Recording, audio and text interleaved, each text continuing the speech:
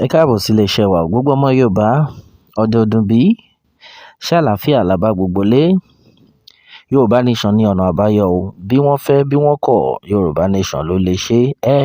Lọ́wọ́ yìí, ọmọ Yorùbá, ó ti wá dójú ẹ̀ báyìí. Gbogbo àwọn tí wọ́n ń sá lọ sí APC, gbogbo àwọn gómìnà, àwọn members, political members PDP ni o, Labour Party ni o, kí ló dé tí gbogbo wọn fi ń sá lọ sí APC? Ọ̀pọ̀lọpọ̀ èèyàn ni wọ́n ti béèrè ìbéèrè yìí pé kí ló ń sá lọ sí ẹgbẹ́ APC fún.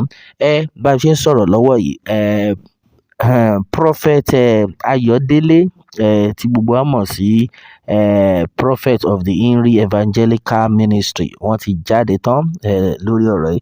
Wọ́n ti jẹ́ kí wọ́n ti ṣàlàyé pé gbogbo ẹ̀yin tẹ́ ń sá kiri, tẹ́ fẹ́ sá lọ sí APC, ikú ni àwọn kankan nínú yín máa fi ṣe ìfàjẹ́ o. Bẹ́ẹ̀ ni, ó ní ikú ni ọ̀kọ̀ọ̀kan nínú yín ẹ máa fi ṣe ìfàjẹ́. Pàápàá jùlọ ó dárúkọ gómìnà kan ní ìpínlẹ̀ Ọ̀ṣun, gómìnà ìpínlẹ̀ Ọ̀ṣun, gbogbo wa náà la mọ̀, gómìnà Adeleke. Ó ti pariwo síta, ó ní Adeleke, etí ẹ mélòó? Ìkìlọ̀ ńlá rèé fún ẹ o. Tó bá ti mọ̀ pé o lẹ́mi ara ẹ lò, tó bá mọ̀ pé o ní ẹ̀mí ara ẹ lò, má kúrò ní PDP tó wà o. Nítorí pé tó bá fi lè wọ APC báyìí, wọ́n fẹ́ lọ pa ẹ́ ni o. Wọ́n ní o fẹ́ lọ fi ikú ṣe ìfàjẹ́ ni o. Eléyìí ni wọ́n sọ fún gómìnà ìpínlẹ̀ Ọ̀ṣun, Prophet Inri, àwọn ló sọ eléyìí. Though ọ̀pọ̀lọpọ̀ àwọn èèyàn ni wọ́n ti béèrè pé, kí ló ṣẹlẹ̀ gangan ná? Kí ló dé tó fi jẹ́ wípé tí ó bá kúrò ní PDP lọ sí APC, òun ni wọ́n máa pa. Pé ṣé wọ́n lè pa ní PDP ni, àbí ṣé PDP ló máa gbà á là? Oríṣiríṣi ni a ti gbọ́ lórí eléyìí. Ẹ̀yin èèyàn wa, oríṣiríṣi ló ń ṣẹlẹ̀. Ẹ mọ̀ tó bá ti di ọ̀rọ̀ olóṣèlú dé, kò ń ṣe nǹkan kékeré. Oríṣiríṣi nǹkan burúkú òun ni ó máa ń ṣẹlẹ̀ ńbẹ̀. Àwa tá à ń pariwo wípé ìlú yìí kò rọgbọ, a mọ nǹkan tá à ń sọ. Now, Primate Ayọ̀délé warns Governor Ademola Adeleke, says you will lose your life if you join APC. Ṣé ń gbọ́ ṣé? The leader of the Inri Evangelical Spiritual Church, Primate Elijah Ayodele, has warned the governor of Osun State, Ademola Adeleke, against joining the All Progressive Congress (APC). He made this statement during a church service while talking about the politicking surrounding the 2027 presidential election. Now, the prophet advised Adeleke not to try joining the APC because it would lead to the loss of his life in a sad manner.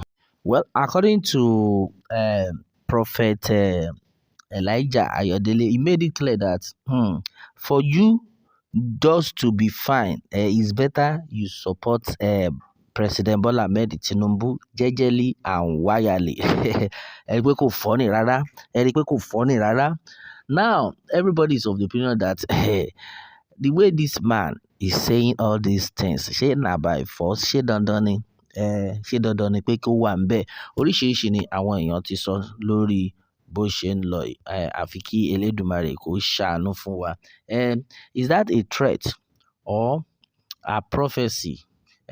All these pastors sef, na wetin dey happen to them sef, why dem dey come out dey talk anyhow. When Ademola Adeleke is roaming with APC, I warned him too that he should not quickly forget how his brother Pai after joining APC. The same thing applied to Alao Akala in Ogbomoso.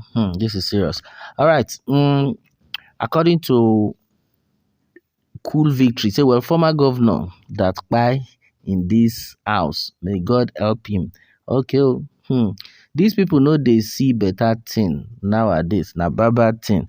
na him dem dey see. Ọmọ Yorùbá, ó ti wá yé yín báyìí. Nǹkan tí ó bá wọn ni wọ́n ń sọ yẹn. Àwa ti pariwo, àwa ti pariwo títí, wípé bí gbogbo ẹ ṣe ń lọ yìí, àwọn tí wọ́n bá believe pé àwọn ò rí ti ọmọ Yorùbá rò, pé, àpò tiwọn nìkan làwọn fẹ́ máa jà fún, kò sí wàhálà. Kọ́n continue láti máa jà fún àpò ara wọn. Ṣùgbọ́n nǹkan táwa mọ̀ ni wípé, one day go be one day. Monkey go market, e no go come back. Ojoojúmọ́ la fi máa ń pariwo pé kí ló ṣẹlẹ̀ gangan náà? Kí ni ọmọ Yorùbá ṣe fún àwọn àgbààgbà orílẹ̀-èdè yìí tó jẹ́ wípé, wọn ò tí ẹ fẹ́, wọn ò ní, ìfẹ́ wọn nínú rárá. Kò wá yé wa tó.